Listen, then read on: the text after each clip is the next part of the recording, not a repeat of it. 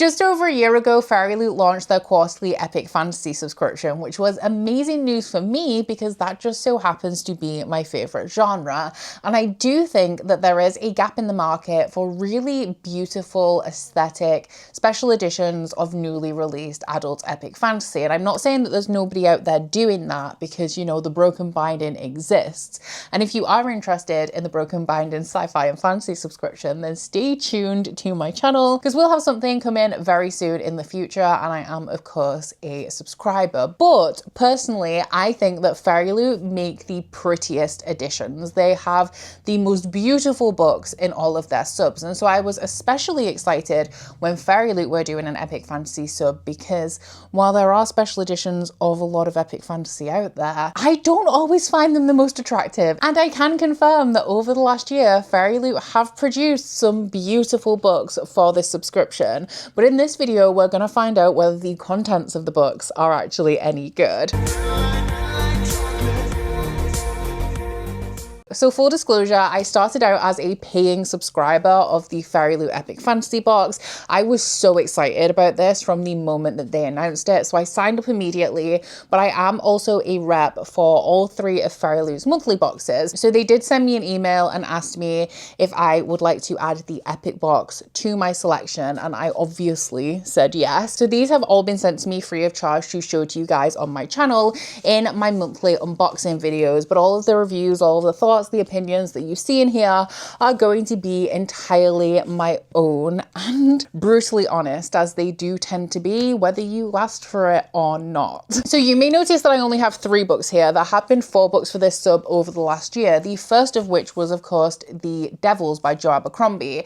I read an arc of this one before its release and I didn't love it. So I am going to give you like a brief overview of my thoughts on The Devils very soon, just so we can compare all 4 of the first Fairyloot epic fantasy books. But I do not own that book anymore because a friend of mine wanted it because she loved the book, so I obviously passed it along. The main reason why I am doing this video today is one, because I want to keep on top of this sub, because if I love any of these books and Fairyloot are announcing sequels for them, then I obviously want to get my hands on them. I also want to see how epic this epic fantasy is, because The Devils by Jo Abercrombie I personally would categorize as grimdark over epic, so I'm interested to see like how big the scope of these plots actually are. I feel like I don't actually read a lot of newly released epic fantasy because I'm still catching up on the classics. You know, I've still got a few books left in the Cosmere and I'm actually going to start rereading it soon. I haven't read The Lies of Loch Lamora, I haven't read The Name of the Wind, and so I feel like I'm so constantly playing catch up that I'm not exploring anything new. And I'm just generally really excited about this subscription because I don't think I was alone in thinking that this is what the adult fantasy subscription from Fairyloot was going to be back when that was launched. However, all 3 of Fairyloot's monthly subscriptions, I would say, all lean into romantasy somehow. They have their dedicated romantasy subscription, but I would also be very comfortable categorizing a lot of the young adult fantasy and the adult fantasy I've read from those subs as romantasy as well. So I'm expecting this to be a little bit different. I'm not saying there's going to be no romantic content in here, but I don't think that that is going to form a huge part of any of these stories. And don't get me wrong, I love me some romantasy. I love romance in my fantasy because I feel like it really heightens the stakes and increases the tension. But sometimes I just want some good old-fashioned save the world shit. We are going to be going through these in chronological order. So first off, let's talk about The Devils by Jo Abercrombie. I read this over a year ago now, or just about a year ago, I think, but I'm going to do my best for you. So this one is the story of a priest who is summoned by the Pope, and he thinks this is his moment. He thinks it's his holy calling, and he's about to do something really important. But the Pope tasks him with escorting this group of dark magic practitioners, murderers, and thieves across the country. And as Brother Diaz gets into this quest and he realizes how dangerous it is, he's actually really glad that he has the devils on his side. With this book, I would 100% classify as grimdark fantasy over epic fantasy. In fact, one of my main issues with Jo Abercrombie is that he lacks the scope of plot that defines epic fantasy for me. I feel like his character work is really good, and this one in particular is a very unexpected found family kind of story, as all of these terrible people bond on this quest that they've all been tasked with. They learn a lot about each other and they find some commonality that binds them together throughout this quest, but an epic scope of plot, at least in book one, it does not have.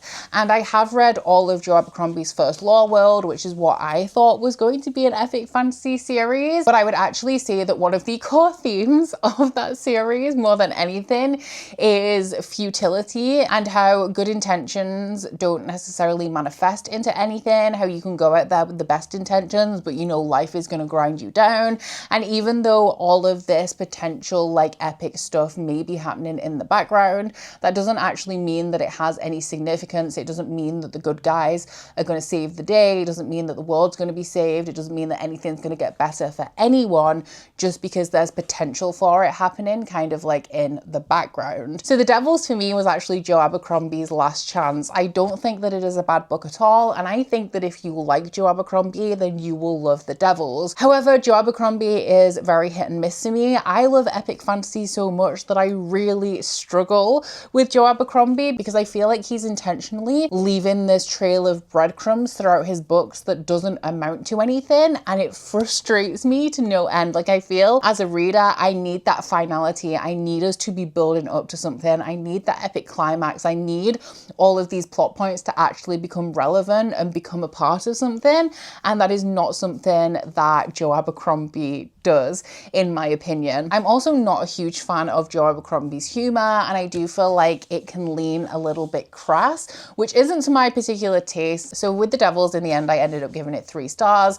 Like I said, if you enjoy Joe Abercrombie, then I think you're going to love The Devils. But for me, this sealed the deal on Joe Abercrombie not being an author for me. That one was the book for May 2025, but the first book that I'm going to be reading for this video is August's pick, and that was The Bone Raiders by Jackson Ford. This one is the one of the bunch that I'm the least sure about, because this one is about a wild group of raiders known as the Bone Raiders who harness the power of giant fire-breathing lizards to defend their homeland. Nothing about the synopsis in this one is especially offensive to me. I don't think it falls into any tropes or themes that I've really disliked in the past, but it's also a little bit outside of the norm for me, so I don't really know what to expect from this one. The book for November 2025 is the one that I'm the most ambivalent about. I don't know which way this one's going to fall, and that is The Terror of the Tyrant by J.T. Greathouse. This is probably my favorite edition. I actually think that the edition of The Devils could have been my favorite of the 4,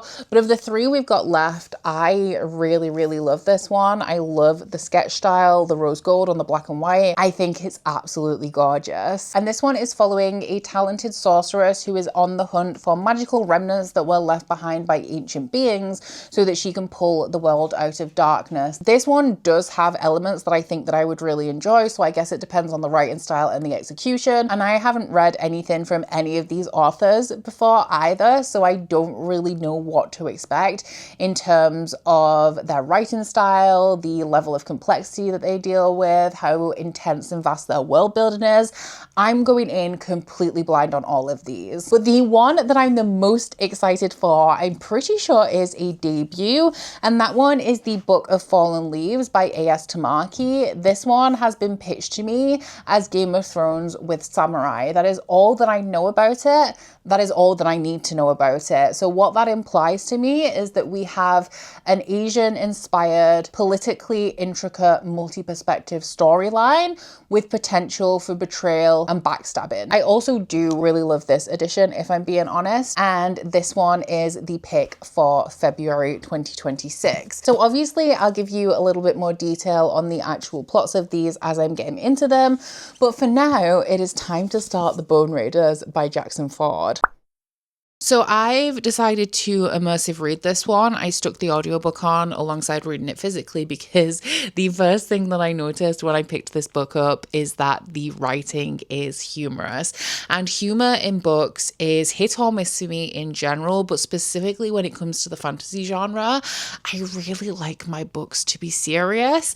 The original cover of this and the marketing of it, the font style, the art style, the composition reminds me a lot of Kings of the Wild by Nicholas Ames, which is a story of this grizzled band of mercenaries that have to come back together to find the daughter of one of their members, who I'm pretty sure has been kidnapped. And I was so excited about that series because I'd heard really good things, and I love the like let's get the band back together kind of trope.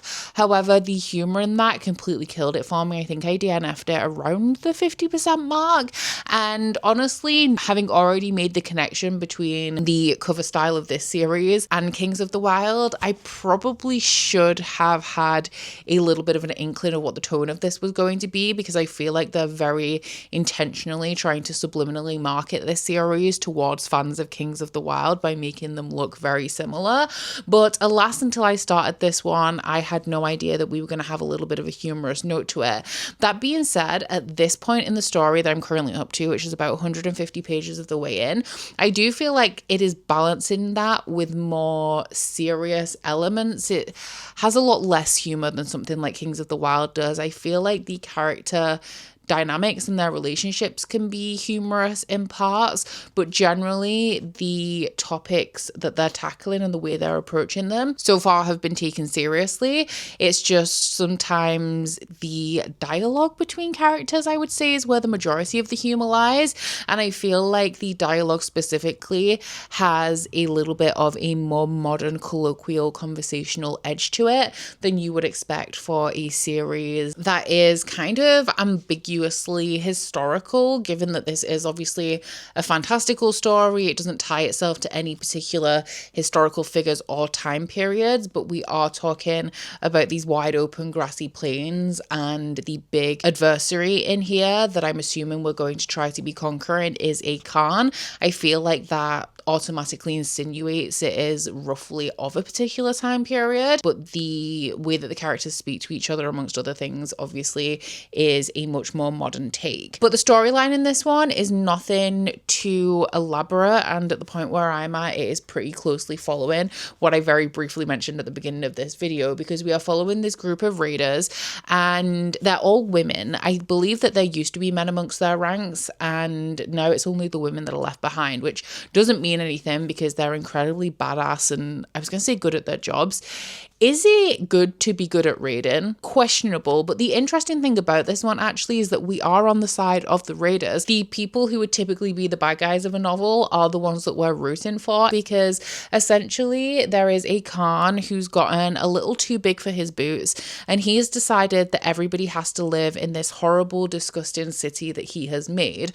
So all of the villages that were set up around this land, it's called the Tapestry, have all kind of been consumed by this great city. Everyone has been threatened, coerced, convinced to move into this city, and it's a horrible place. It's like riddled with slums. There's tents cramped side by side. There's like sewage running through the streets, and I say streets loosely, it's just the gaps between the tents, because obviously the infrastructure of this city at this point is not built to cope with the amount of people that the Khan is forcing in there, and he wants to create this big city that he can rule over. And this is causing an issue for our bone raiders. One, because the Khan is trying to fold them into his city, but also because the more people that he takes from the Tapestry, the less villages our main characters have to raid. So they're also suffering. And aside from that, the wildlife of this world are suffering, which is where these giant lizards enter, because they typically live in the mountains. People never see them, but they've now wandered down onto the Tapestry because their food is being hunted by the people in the city, and they're having to roam farther for food. So now not only do the raiders have less places to raid, they also have to compete against these giant aggressive lizards. And one of our main characters actually grew up in the palace, and she knows of somebody who has this affinity to animals. She has this intuition that allows her to communicate with them. So she has the idea to go and ask this woman if she will come and help them to harness the power of these lizards, essentially tame them so that they can ride them and also wield their fiery powers to help them stand against the Khan, because it's only a matter of time until they encounter one of the Khan's war bands that is too big for them to defeat. And they're all kind of just not accepting of their fate, but they're also not really doing anything about it. They're just continuing to live their lives, and the conditions that they're living in is getting gradually worse, but they're not doing anything about it. And one of our main characters, Sayana, takes it upon herself to try and change this, even though everybody else thinks that she is a little bit ridiculous. So I'm quite 50-50 on this one at the minute. I am enjoying it, but I feel like it is quite a passive enjoyment. When I'm reading it, I'm having a good time with it. It's actually pulling me in a little bit more than I expected it to, especially when I encountered this humorous writing style straight away. Because honestly, picking up a book that does not necessarily allude to being humorous in the synopsis and then finding out that it's a funny book, especially within the fantasy genre, is literally my worst nightmare. So I'm actually getting on with this a lot better than I thought I would. And I think it's because that humor is limited. We are taking some elements of the story seriously, and I'm enjoying those elements. I'm also just kind of happy to be pulled along with the plot line at the minute. I will say it's not one that I'm thinking too hard about. The world building, I feel, is quite easy to get to grips with very quickly. I'm at a point now where I feel like I'm following it quite well, and only 150 pages in, I mean, that's pretty decent, but it's not one that's making me think overly hard about it. And with my fantasy, I do like to get stuck in a little bit more and kind of be trying to unravel the plot and figure out what's going on. And I just don't think that this is that kind of fantasy. So if I made a prediction at this minute of where I'm currently up to, I would say that this is going to turn out at about a 3-star read for me, where I enjoy my time reading it, but I'm not enthusiastic enough about it to pick up the sequel. But, you know, we've still got 300 pages to change my mind, so let's see where they take me.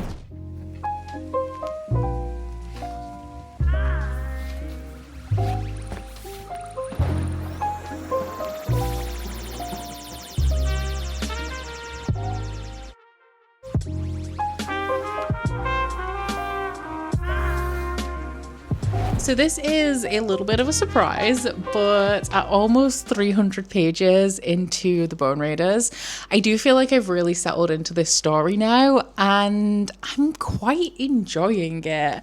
It does also feel really weird to say this, but it's almost like a more serious version of The Croods. And yes, I am talking about the animated movie, which isn't a dig, because honestly, that's one of my favorite animated movies of all time. Specifically in here, there is a character called Hoon, who is very reminiscent to me of the grandmother of the Croods, which, you know what? She's iconic and probably my favorite character in there. And it's interesting because I feel like that character provides a lot of the comedic relief in this book. And the comedy, the humor was one of the things that I was the most worried about when I picked this up. And I will say in that regard, it is not the most extravagant, over the top, unbelievable kind of humor.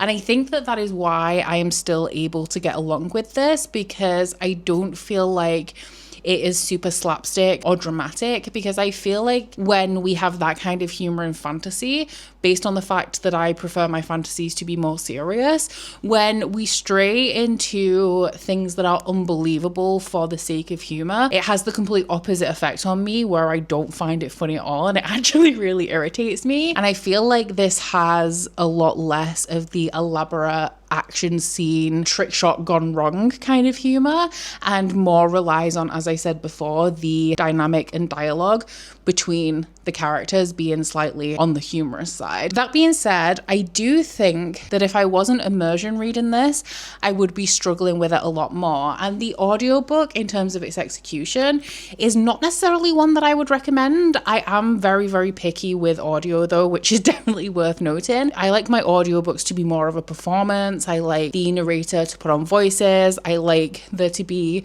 a very clear distinction between perspectives. And this is a multi-perspective story. And I feel like every perspective that we listen to sounds the same. It's more that the narrator is reading the book to me as opposed to performing the book. And I definitely prefer my audio to be more on the performance side. But in terms of immersion reading, because I am reading along at the same time, it does the job. All it needs to do is kind of like keep me on track, which it's definitely doing.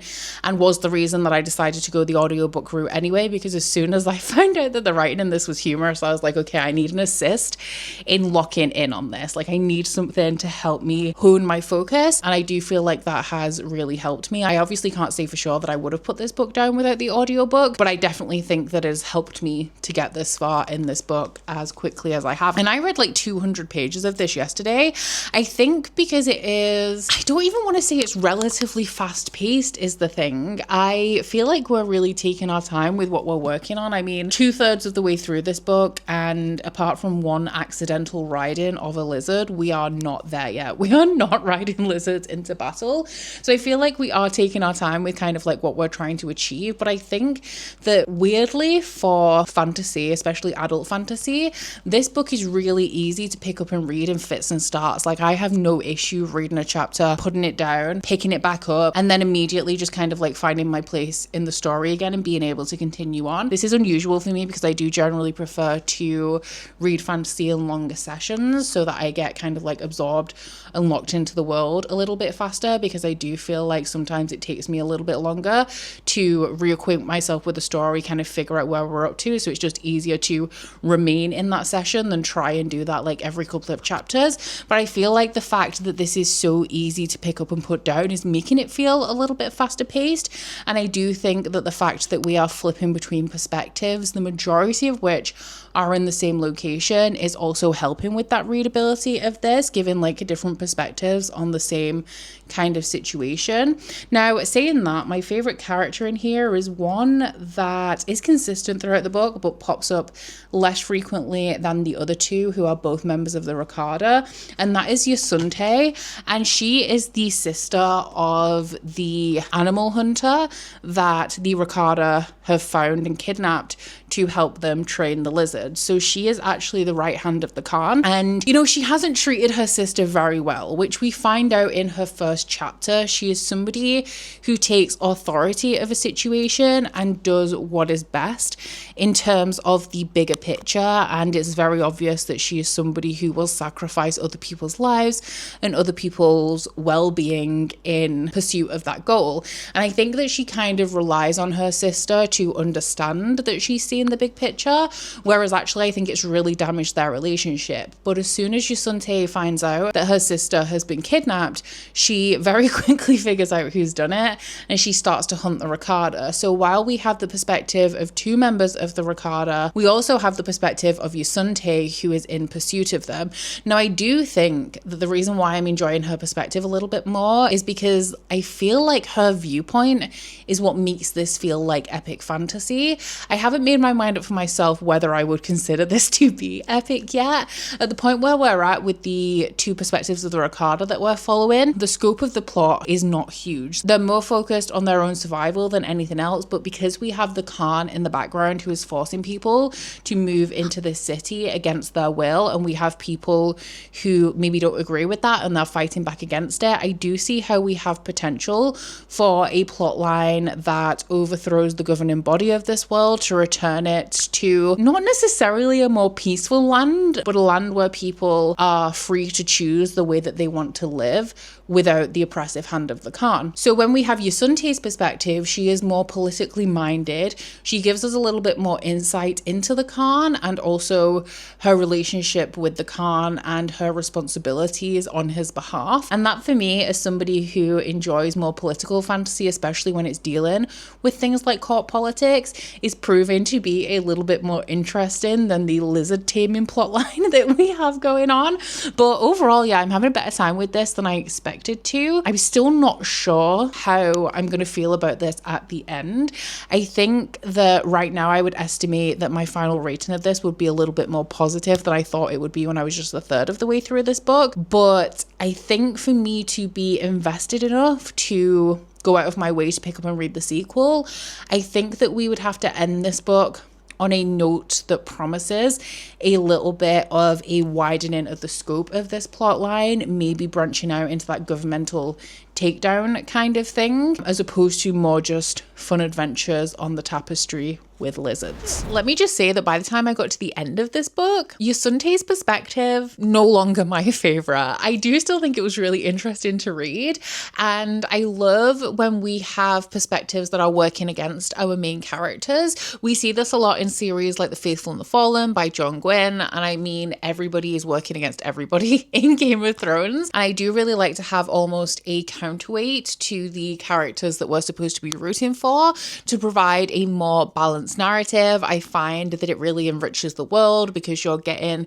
information from opposing perspectives that are representing different areas of this world. And I feel like Yusunte's perspective added a little bit more depth to this book for me. And I am very surprised, but also very happy to say that I really enjoyed this book. The ending actually gave me goosebumps. I think that Jackson Ford really accomplished what I said that I wanted from the end of this book.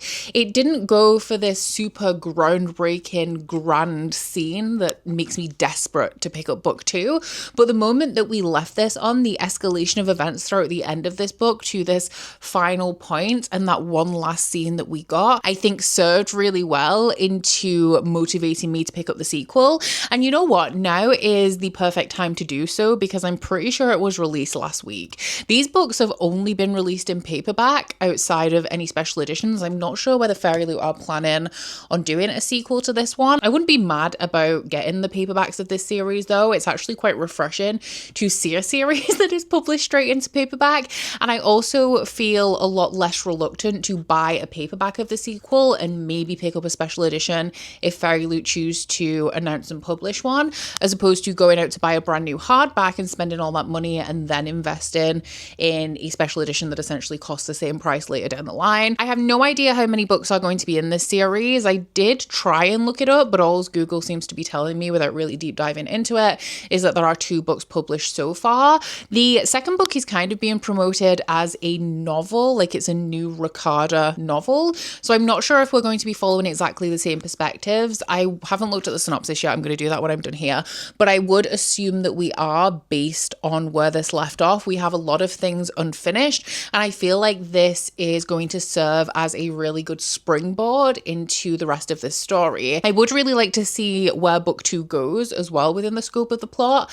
I really like sequels that open up the world and kind of get a little bit more into the grit of the story, with book 1 serving as an introduction. That would be my hope for a sequel, so I guess I'll see further down the line whether my wishes are fulfilled. I will say though, I am genuinely surprised at how much I enjoyed this one. I think that if I'd had some sort of inkling of what the tone of this was going to be, and I wasn't already planning on reading it for this project, it would have been bumped significantly down my TBR. But actually, I find this quite comparable to the Broken Blade series by Mike Holland in my personal enjoyment of it. I really like the Broken Blade series, and before I went into it, I heard a lot of mediocre reviews that people said that it was kind of flat. It wasn't doing anything that hadn't been done before. It was like a fun, multi-perspective heist story. And you know what? I completely agree with all of those viewpoints. And once again, based on all of those perspectives, that is not a series that I would ever think that I would enjoy. But even though that series was not groundbreaking at all for me, I really enjoyed it. And I do feel the same about this. This has a lot of fun elements about it, and fun is my enemy in fantasy.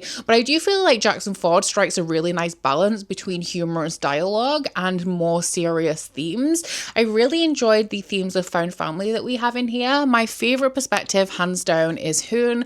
And I think that the comparison to the grandma from The Croods holds true. Like 100% that is Hoon in a nutshell. And I lived for every moment of it. But at the heart of this, we are following this group of raiders who are trying to reclaim their home. They're being forced out of it against their will, and they're taking a stand against it. And even though, like I said, in a story like this, the raiders would typically be the bad guys, and the Khan, while his execution is definitely not the best, the reasons he sees that he's doing what he's doing are also kind of valid. valid. So I really like the perspective that Jackson Ford has put forward in this book, and I think that there is a lot to love about it, and I'm hoping to get more into the meat and the depth of this plot and this world in a sequel without losing that humor, actually, because I felt like it created a really nice atmosphere amongst the readers. There is also a blossoming sapphic romance in here that I didn't really care for. It doesn't overwhelm or take away from the plot in any way, and actually the kind of last notes we got of that in this book I really enjoyed, and I'm kind of interested to see where that goes in the future, but it is in no way my favorite element of this book. Honestly, the kind of execution of that relationship in here did feel a little bit YE to me, and I think that's why I wasn't necessarily gelling with it, but like I said, it doesn't overshadow the plot, so it's fine. Just not my favorite element. And also, just as a content warning, because we do deal so heavily with animals in here, there are a few animal deaths and also injuries, so do be aware of that going into this. But with the animals, overwhelmingly the themes are more of like the bond between the readers and the lizards than it is about things like gratuitous harm. So I give this one 4 stars, and I'm a little bit worried because I feel like the chances of me enjoying every book in this video are slim just in general, and that was the one that I was the most unsure about. So I'm now a little bit nervous for The Terror of the Tyrant because this is one that I'm really wanting to love, and I feel like I've almost jinxed myself by really liking one that I went into with low expectations. I feel like I'm going to dislike one that I'm going into with high expectations. This one is about the sorceress who is hunting down these magical relics that were left behind by ancient beings. I have just flicked to the first page of this, and we're going tonally. It already seems very different than the Bone Raiders. It is a lot more serious, which is great because the 2 that I've already read, The Devils and the Bone Raiders, are a little bit lighter, have a lot more humor in them. So I'm looking for some balance and some more tonally, atmospherically serious epic fantasies, because that's just generally my preference. So let's see what we think about this one. I am once again using my TV as a light, sat here in my pajamas, but this time to talk to you guys about The Terror of the Tyrant, which unfortunately is not going amazingly. And I should have known that I was going to struggle with this one, because aside from all of the reasons that I've already given you, the probability is against me when it comes to enjoying this book. This is the most beautiful edition. It has my favorite naked hardcover style from Fairyloot, and I never love the prettiest editions. It is the bane of my existence when it comes to subscription box books. I don't know why this keeps happening to me. I am obsessed with this book, not the insides though, and that's the problem. And you know, I don't hate it. At this point, I'm 196 pages into this, and I'm committed.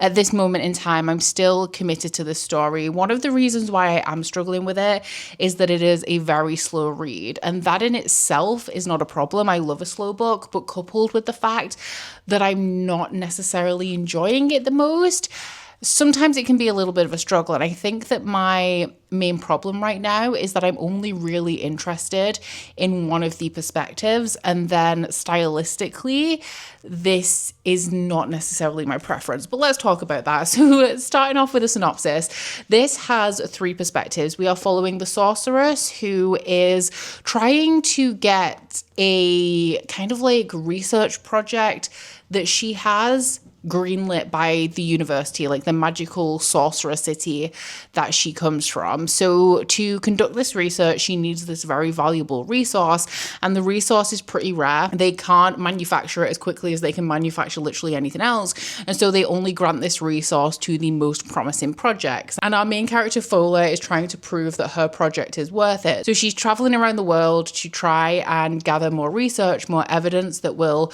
back up her project in the hopes that she will be awarded this resource. And her project is regarding the first folk. People do not know a lot about them. They seem to be quite a advanced civilization. They were a magical people, but aside from that, there is a lot unknown. And Fola believes that through this certain process, you can communicate with the first folk, which for some reason, even though these sorcerers can communicate with any other dead person or creature, they can't communicate with the first folk. And Fola thinks that she can do it. And if she can do that, she can figure out their language and they can translate all of these ancient texts that are sitting in the labyrinthine library and figure out all of the secrets of the first folk. So as she's traveling around, she's essentially searching for any magical rumors, anything that may lead to the first folk and help her substantiate her claims, like her project. And along the way, her travels take her to the city that is plagued by wraiths. These wraiths have actually just killed the king, who has been driven mad, and his son is awaiting his coronation. So as she arrives, it is the old king's funeral. So she decides that she's going to get to the bottom of why there are so many wraiths in this city. We also have the perspective of Lewin, and he is, I'm pretty sure he's a Gwydion, which is like this half fae, half human kind of creature who is under the service of the Grey Lady, who wants magical abominations to be killed. And in his first perspective, we find him on the hunt for this abomination that the Grey Lady wants him to kill. And it actually turns out that it is this small child who is then possessed by this demonic raven creature. And so he halts the ceremony, cuts his ties with the Grey Lady, who wants him to kill this child, and takes the child under his wing and raises her, not as his own, but he essentially adopts her and vows to protect her, to stop this demonic presence from completely possessing her, and also to help her live a normal human life. There are a lot of creatures in this world, people or beings that aren't completely human, and the magic of this world is very, very folkloric, which kind of leads us to our third perspective, who I think is called Torin. Honestly, he is my least favorite perspective, and I find him quite boring, so that's why I'm struggling to even remember who he is. He is a priest because there is a heavy religious presence in this world. The world is very vast as well, and everyone's kind of disconnected from each other. Like, the information in this world travels quite realistically. The city that our sorceress character is from is pretty much a myth. Nobody really knows where it is,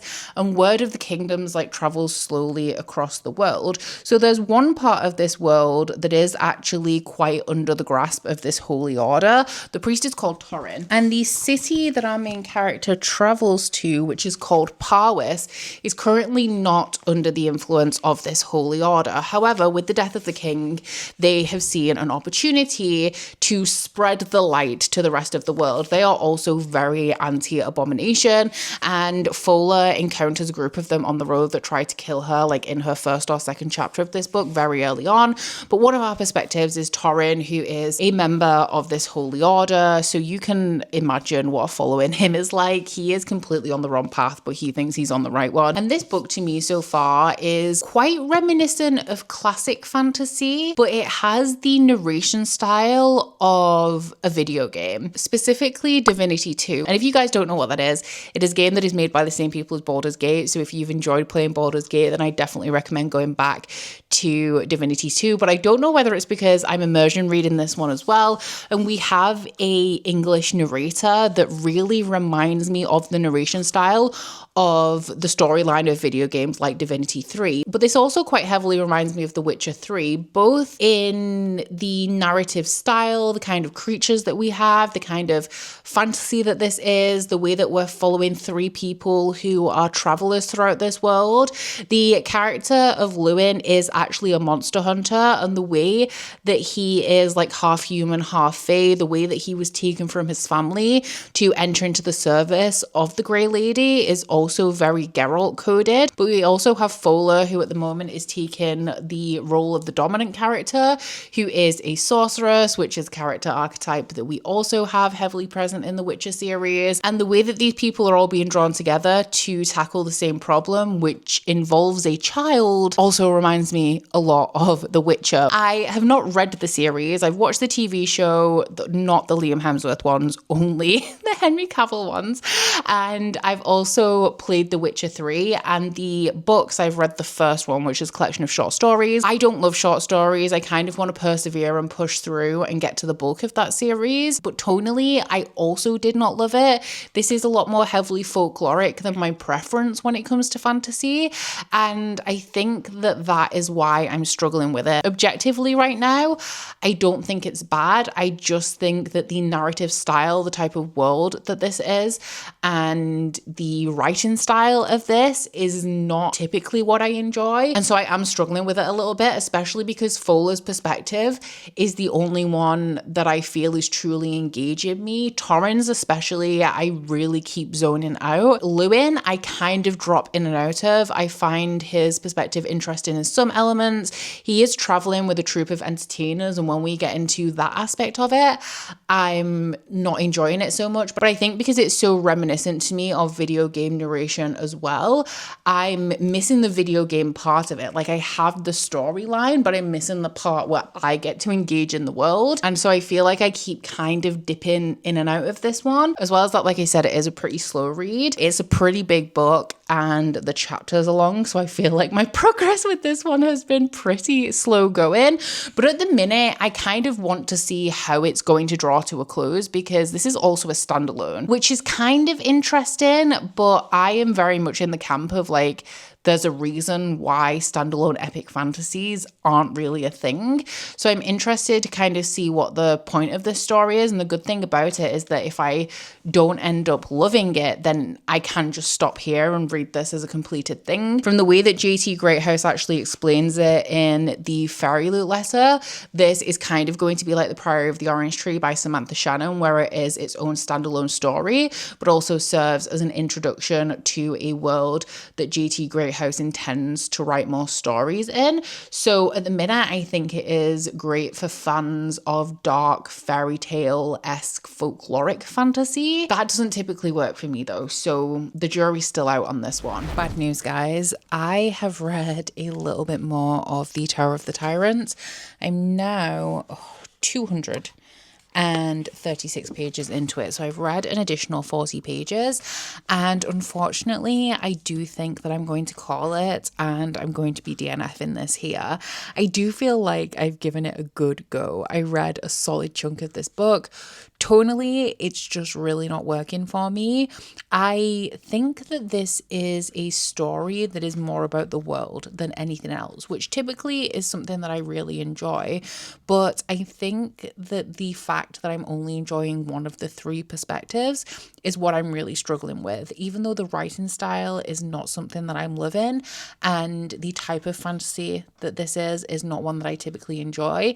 I think that if we were just following the perspective of Fola, I would be having an okay time with this, because I find her interesting enough that I genuinely feel quite invested in her chapters. Now, there is some frustrating things about her, which is, I don't know if it's more down to the writing or the author really trying to get something across, but I do find there are a lot of moments in this book that are quite repetitive. And from Fola's perspective especially, it is the way that she's attracted to the mercenary that she picked up along the way. She started by trying to hook up with him and he said no.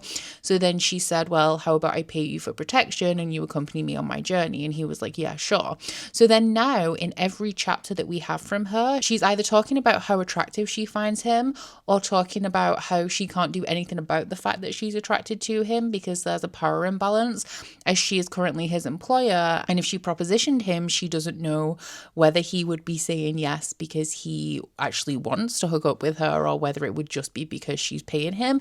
And this is just something that she keeps talking about. We also have things like that are happening throughout the other perspectives. That is just the example that I pulled out to talk to you guys about, but I'm still only kind of enjoying Lewin's perspective. And I just read another chapter from Torrens' POV and I just really don't care about him.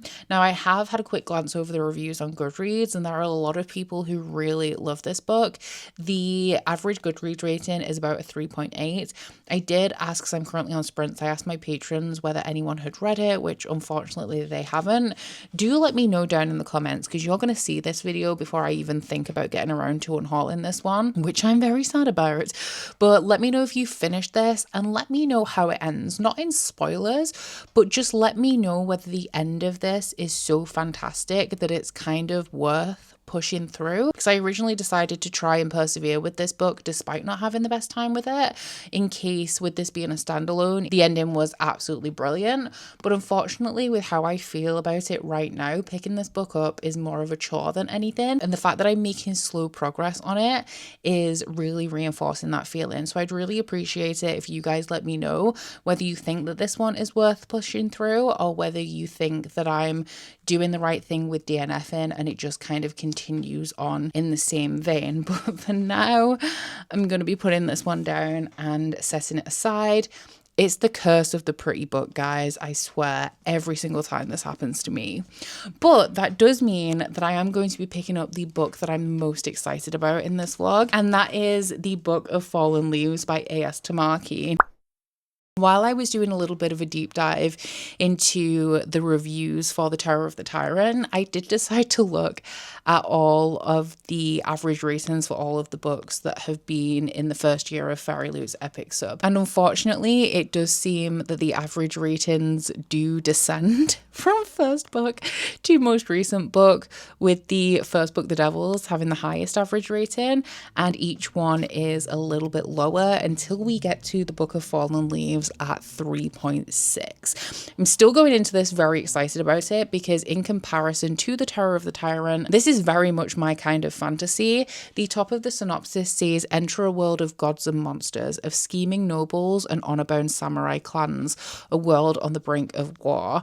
I do really like military fantasy, or fantasy that focuses a little bit more on war or conflict between kingdoms. I like the dynamic of like the scheming nobles and how they're maybe trying to work against each other and betraying each other.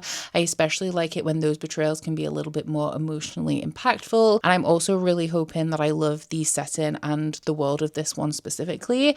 As I said, this one has been pitched to me multiple times. I've been excited about this one for a while as Game of Thrones with samurai, which is a concept that really excites me. So I am hoping that even though the reviews at present are not super favorable, that this one is still a hit for me.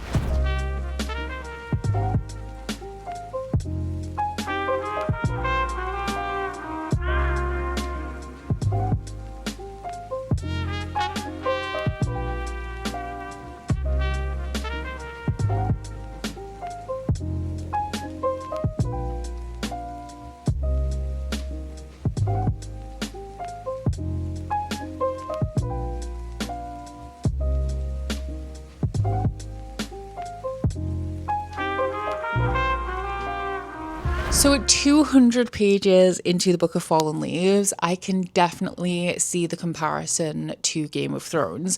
So this is a multi-perspective epic high fantasy. We do have one perspective in chapter 1 that I'm unclear about. I feel like it's one of those things where if I reread it at the end of the book, it will make a lot more sense to me than it does upon first read. But the other 4 perspectives we've covered so far, 3 of them are all of a similar age, around 20-ish years old, and one of them is an older warrior who I believe is about 50. The Game of Thrones comparisons come in strong straight from the off, because the 3 younger perspectives are all related to a failed rebellion in this world. So from what I can tell, because we do get quite a bit of history in here as well, but it is a very slow going fantasy, and we're mainly following the present timeline, and then we get kind of little tidbits of what has happened before. So from what I can gather, there was a demon emperor that was in power, and 2 of the warrior clans in this world banded together to overthrow the demon empire, and the head of one of those clans inserted himself as the chancellor. And the chancellor is the person who has pretty much the most power in this world. They are responsible for guiding the emperor.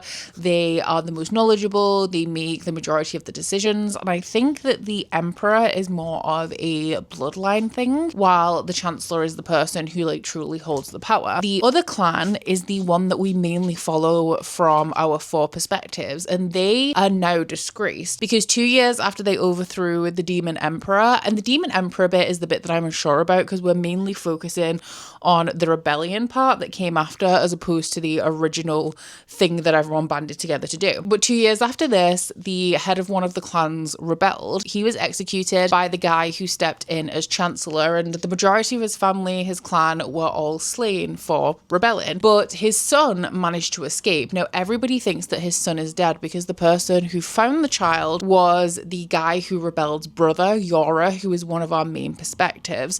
So he is actually the general of the Imperial Guard. He is in a high position of power because he's always been loyal, and when his brother rebelled, he did not rebel with him. However, what he did do was conceal the location of his brother's child. He said that he never found his body, so he could be alive, but he is assumed dead because everybody else is dead. But the kid is who I'm going to say is our dominant character in here, Sen, and he has raised with a different name by this, I think they are a noble family, and he kind of wants to reclaim his power, but he's also quite happy with the life that he currently has. And when he was found as a child huddled in a cellar with the entirety of his clan dead around him, he was found with a girl called Rui, who is a Noin, which there's no glossary in this book, and I really wish that there was. I do appreciate that there is some terminology in here that may be tied to Asian culture that I'm unfamiliar with, as opposed to fantastical terminology. But she's a Noin who is essentially like a nobody, they're outsiders, and she was placed with monks after this big massacre and ended up growing up in a village as just pretty much a regular person. And then our final perspective is Kai, and Kai is the elder sister of Sen. She's Yora's niece.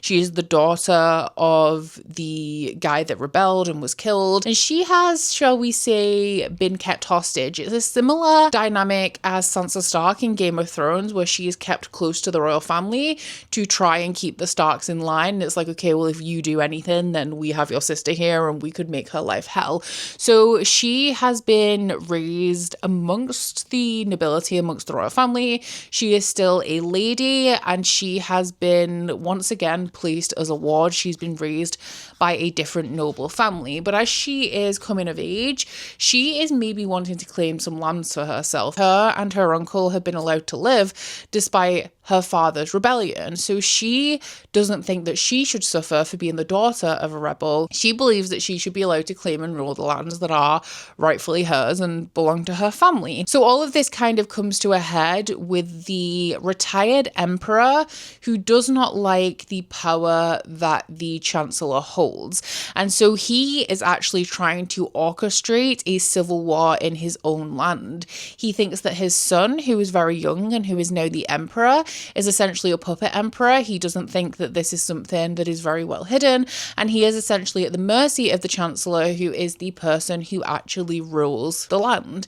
And the emperor as well, the current emperor, obviously royalty, arranged marriages, he's actually married to the chancellor's daughter, and the chancellor is very carefully kind of making these moves to assert his power, assert his dominance in whatever way he can.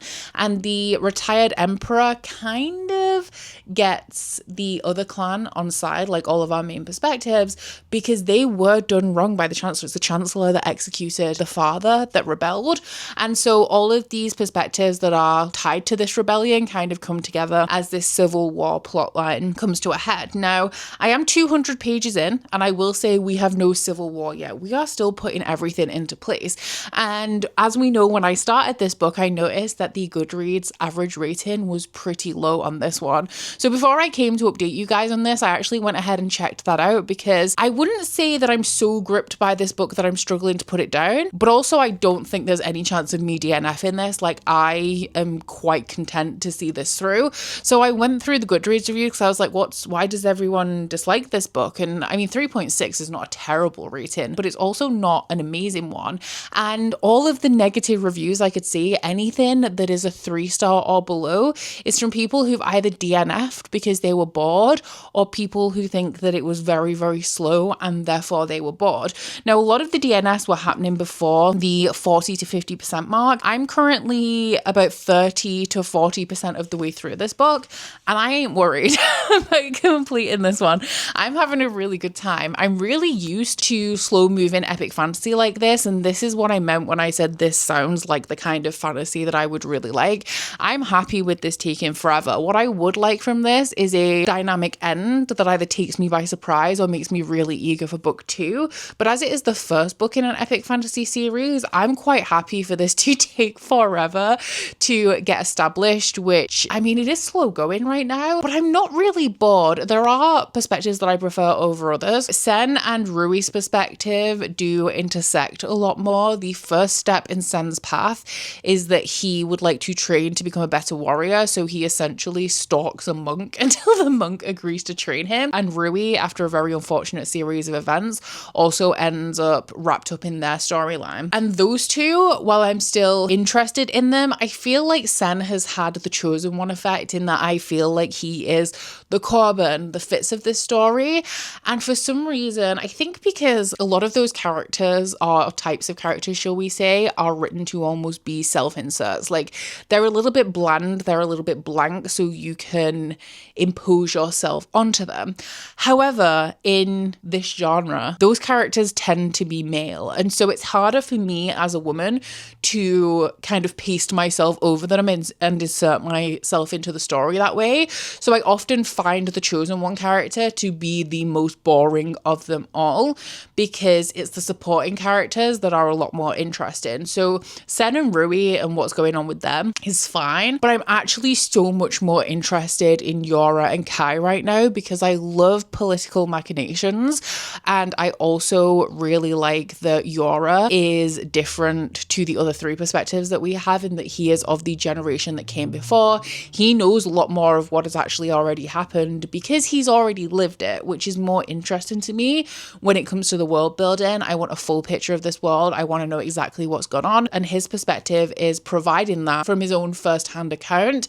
I also get the sense that he is somebody who is very loyal. He has a strict moral code, and he's already had to question that at one point in his life when his brother was rebelling against the empire that he serves, and that is coming into question again as the world is assumedly going to tip into civil war, because that is outlaid in the synopsis, which is why I feel quite comfortable telling you that that is where all of these perspectives are heading, because it has already been disclosed. I am actually at the point where I'm about to get back into this on page 214, about to encounter a fifth perspective, which is really exciting. I actually wanted to do this update specifically here so that I could give you a good picture of everything we've got so far, because we're about to throw somebody new into the mix, which, as three of the perspectives that we have are quite similar right now, I'm excited to see exactly who and what this new character is going to represent.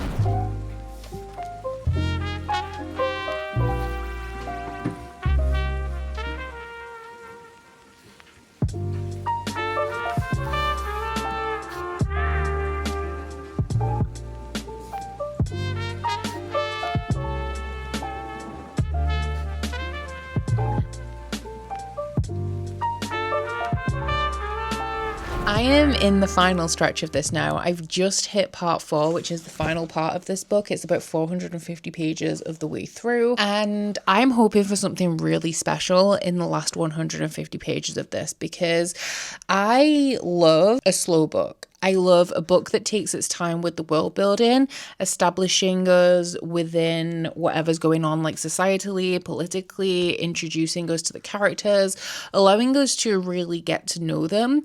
But I don't really feel any level of attachment to this story. And by this point, I would really like to. Now, it could be a case of I don't feel attached to them because nothing absolutely horrendous has happened to them yet. All of our main perspectives, still main perspectives at this current point. So maybe when it gets to a point where something kind of catastrophic happens, I will realize that I am attached to them. But honestly, we have had some stuff kind of going on in the background. The plot has kicked up. We are very much in the throes of war now. So we've had some casualties of war, and I don't really care.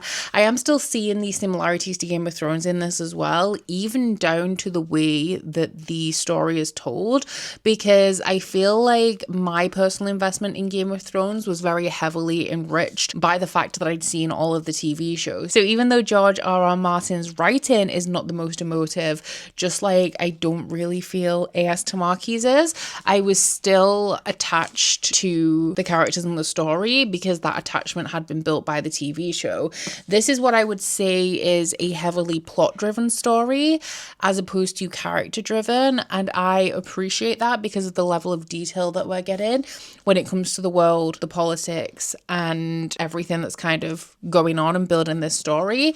But it doesn't do anything to engage me emotionally and for a book to impact me. Unfortunately, I do have to be invested on that level. Like, I have to have emotional stakes in the book. And right now, I'm kind of just a passive observer in this story, and I don't really feel any particular way about it, which is unfortunate. But we do still have, like I said, 150 pages to go. So this is going to have to either give me, like I said earlier, a really dynamic ending, build up to something really cool, or do something to tug on my heartstrings a little bit for me to consider this one a win. It's hard when a book has potential and I feel like it hasn't necessarily done anything wrong. It just hasn't really got me all that invested, you know? But we'll see what the last 150 pages has in store. We have also started getting some of those magical elements coming to the forefront in here as well, which I'm not sure how I feel about them at this point, because we all know that I love a fantasy that focuses on things like war and politics, which this is definitely doing, but the magic in here so far definitely involves demons. And in the last clip I was talking to you about that first chapter, which contextually, like, I didn't get a full grasp of it. The reason why, because all of the chapters in here are called the perspective that they are. So chapter 2 is called Sen, it's from Sen's perspective. Chapter 1 was called Demons, and I kind of read this, obviously it being the first chapter I encountered, I read this as a chapter title, but no, we're following the demons. So some of the main magical creatures we have in here are demons. It also deals with gods. In the first chapter, we're introduced to these really eerie giants that I don't know whether they're just not there all the time or whether the majority of people just can't see them, but they're called the Pilgrims. And the way that the magic is manifesting so far in this world is towing the line between dream/hallucination and reality, which is why I feel I'm struggling with it a little bit. We have elements of possession going on in here. Gods, the demons, are passing messages to some of the human characters in this world through things like dreams and hallucinations. And I really struggle with intangible magic like that blurs the lines of reality. I am very much a logic-driven person. I like magic systems that are built very scientifically, which is why I really love Brandon Sanderson. I feel like I really understand his magic systems. And so when magic systems are a little bit more intangible, I feel like I struggle with them a little bit more because I don't understand the full scope of them. At this point, though, we are very much just, I feel, touching the tip of the iceberg with the magic system. I do feel like this is definitely a fantasy where the scope of the magical elements are going to continue to grow as the story evolves. So I'm interested to see kind of like where they end up. But with this book, I mean, it's not the longest book in the world. I've read some 1,000 page fantasy books and this one's just under 600. So it's not enormous, but I do think that my decision to continue on with this series, whether I'm going to be doing that or not, is going to be heavily impacted by the last 150 pages of this. Because right now, while I'm enjoying it, it hasn't given me a reason to return to this world. So last night I finished the Book of Fallen Leaves, and I've sat on this one a little bit because I am unsure of my feelings. This is 100% epic fantasy, and there have been many times in the past where I've read the first book in an epic fantasy series and I haven't really gotten the most out of it because it's mainly set up. And I definitely feel like that is what A.S. Tamaki is doing in this book. We're very much setting up for things to come. We have established the main players, we have established this civil war and who's on each side, we've established the fantastical elements, kind of started to weave them through the story, all of which are things that I'm assuming that we are going to be building upon in book 2. Now, the last 100 to 150 pages of this book I did enjoy. I felt like it took it up a notch, not for the entire 150 pages. I would say the last 40 to 50 pages of this were kind of the aftermath of the event that we were building up to, but we definitely got a little bit of a sense that A.S. Tamaki is not scared of killing his characters. And we also set up a couple of characters, or like more prominent side characters than main characters, I would say, in precarious positions going into book 2. This book also reminded me a lot of The Faithful and the Fallen by John Gwynne, because we have this younger character, also like of Blood and Fire by Ryan Carhill. It's a very typical setup in an epic fantasy world where you have this young, typically male character, and we meet him kind of at the start of his journey. He goes through a little bit of a training process. Terrible things happen to him, or his life is thrown into chaos, which pushes him to become the hero of the story. Now, there are certain series like Game of Thrones where that is not the case, and the person who we think is the hero of the story doesn't necessarily make it to the end. So that is not a done deal, but the way that this was kind of set up, some of the events at the end of this book reminded me a lot of The Faithful and the Fallen series, and the fact that we had a little bit of a slower start in this one reminded me a lot of book 1.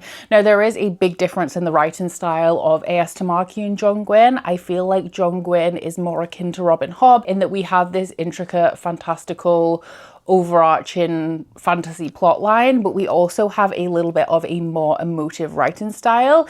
A.S. Tamaki, I find, is more akin to writers like George R.R. Martin, where it's not necessarily a solely factual, unbiased overlook of everything that is going on, but it is more narrating what is happening as opposed to getting deep into the consciousness of the main characters and experiencing kind of like all their emotions as things are playing out. It's just a little bit more removed than that. And while those stories are interesting to me, and I'm still interested in the plot, the world, the story of this, I'm not super attached to it. But the problem that I'm having, the way in that I'm conflicted, is that if book 2 of this series was published and I went into it, there is a very big chance that book 2 would build upon everything in book 1, and that is the point where I would get attached to this.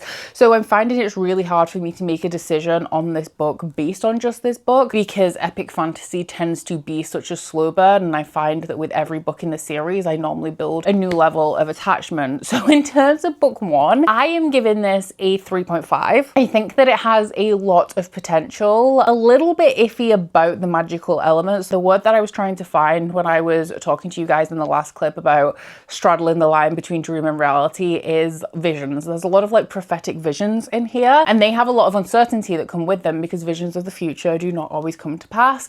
And as well as that, we do have that dreamlike quality, so it is a mix of like reality and possibility, I guess, which is not my particular favorite manifestation of magic. But I really liked the last chapter of this, and I want to know more about the demons. They are a recurring perspective throughout this, but they're very, very sporadic, and I kind of still don't really understand how they come to be, what their purpose is, why they're here, and that is something that I'm intrigued about. I also really want to know more about the history of this world. This is something else that is reminiscent of Game of Thrones to me, where the current events hinge a lot on something that happened a generation ago, and a lot of the people who were involved in that are either not available for our main characters to talk to or are dead. So all of the things that are happening now are because of things that happened, say, 20 years ago, but there's no record, like first-hand record of that. And I always found myself in Game of Thrones more interested in like the storyline of Lyanna Stark than I did any of the present day characters, and I feel like I would very much like to dive a little bit more into the history of this world, although I don't think that that is where we're going to be going with this. But I do think that that really heavily ties into the expression of magic that we have in this world and the existence of these demons. So I do think we're going to get the like historical angle, at least to the degree where we see how it has kind of manifested this magical demonic presence. The question we have though is, by the time the sequel to this book is released, am I still going to care about these things? And that is where I feel potentially the issue lies with this. Epic fantasy, sometimes it's not released yearly, and that's absolutely fine. Like, I would much rather not have a book every year and have care and attention and time put into making the book the best that it could possibly be. But I just don't know if I'm going to be invested enough by the time that rolls around. I think I would need to see really great reviews of book 2 to cycle back around to this one and pick up the series. Obviously, this is very early days. This has only been released for, was it released this month or last month? I don't remember. But there's less than 1,000 ratings on Goodreads right now. So at this point, I've yet to see how popular this book is going to become. So I don't know how accessible those rave or maybe not so much reviews are going to be in like the book internet space. So I guess for now, I'm kind of just going to sit on this one. I'll probably keep hold of it, keep an eye out for book 2, reassess how I feel then, see if I can check out some of those early reviews and what people are saying to decide if I want to carry on with this one. This, in terms of the subscription, is definitely the most in line with fantasy that I typically enjoy. So I was right to be the most excited about this. I just feel like series like this are a slow burn. I mean, if we take the Stormlight Archive by Brandon Sanderson, book 3 in that series is one of my favorite series of all time. Book 1 is one of my least favorite Brandon Sanderson books that I've ever read, aside from Mistborn Era 2, because it's just, you just don't have a clue what's happening in the first book in that series. It takes some time to sink into it. When I sunk into it, I was obsessed. That's how I feel about the Book of Fallen Leaves, which does bring us to the end of this vlog, reviewing the first year of the Fairyloot Epic Fantasy subscription. And I can very confidently say we have a really mixed bag here, because of the 4 books that we've had in the subscription so far, the first one, The Devils by Joe Abercrombie, I did not love. Objectively though, I don't think that is a bad book. I've just read so much Joe Abercrombie that at this point I know that he's not for me. So many people love this book and I understand why they love it. But Joe Abercrombie has a very distinct writing style that runs through all of his work, and it is one that I have just really come to realize that I do not get on with. The second book is my favorite book of this video, and this is the one that I really did not think I was going to like. I would have actually predicted that this would be a DNF. I did not think I was going to get along with the writing style. I was worried about it being humorous, but I think that Jackson Ford had a really good balance of humor and more serious moments and a serious storyline in here, which actually really worked for me. And honestly, if I was not a rep, for one, but also if I wasn't collecting all of these books for the purpose of reviewing the first year for this video, if I was utilizing skips, shall we say, this is the one that I probably would have skipped. And this is why, once again, I don't like to unhaul books without giving them a chance, even if there's a high probability that I'm not going to enjoy them. We have so many outliers like this where if I give them a chance, I actually love them. And don't get me wrong, I'm at a point in my life now where I am definitely unhauling books without trying them, because after so many years on my shelves, you know, I have to say enough is enough, and also go with my mood and my gut and what I want to read, because a lot of the time the books that I don't think I'm gonna like, I actually don't. But sometimes I'm wrong, and I'm happy to be proven wrong. Very unfortunately, Terror of the Tyrant, not the one that I thought that I would love the most.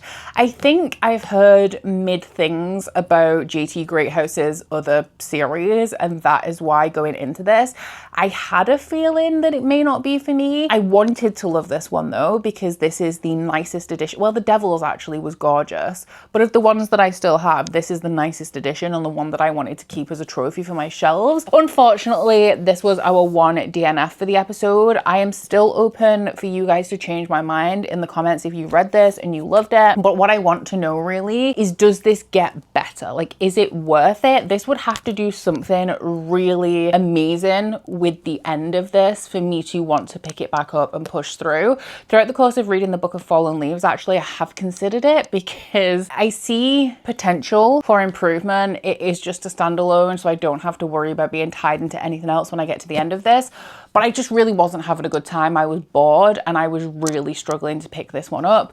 So open for you guys to change my mind. And then the final book is the one that I predicted that I would love the most, which is of course the Book of Fallen Leaves. That did not turn out to be the case, but the jury is still out on this one. And I am turned into one of those people now, finally, that is like, if book 1 is not doing something that's making me really want to continue on with the series, then I'm not going to, because I have so many books that I'm actually excited about, instead of continuing on with ones just to see if they improve.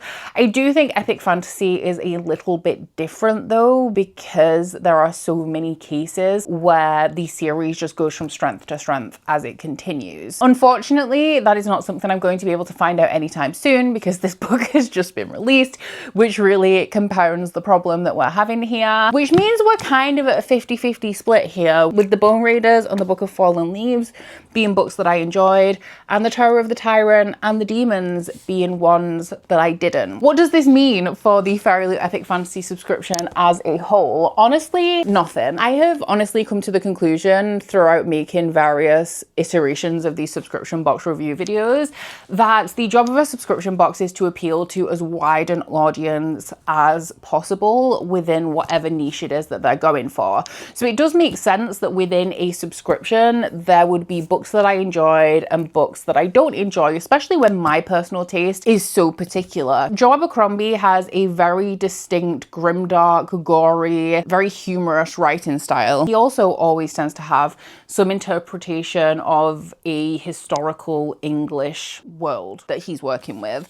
This one is very, very different. We have a very different setting. We still have a slightly humorous writing style, but the humor in here is a very different kind to what Joe Abercrombie deals with. It's not like a save the world kind of plot. It's kind of like a save our world kind of plot, but only for their own survival. Not really for the greater good, and it kind of builds into something a little bit bigger, but we're following very self-motivated characters in this one, a very small found family, and their circle kind of gradually widens. This one is very folkloric, it's more fairy tale-esque, it has a very different writing style once again to everything that we've already covered. It has a very different tone. The setting is more woodsy, it's given more classic fantasy with all of these different kingdoms that are all very isolated and don't know much about the world outside of them. And it's also a standalone, so the scope of the plot is a lot smaller, mainly following things that are important to the characters we follow as opposed to important to the wider world. And then we have this one, which is a very typical epic fantasy plot line. It deals with myth and legend of the culture that it's representing. Once again, a very different setting. This one is Japanese in inspiration.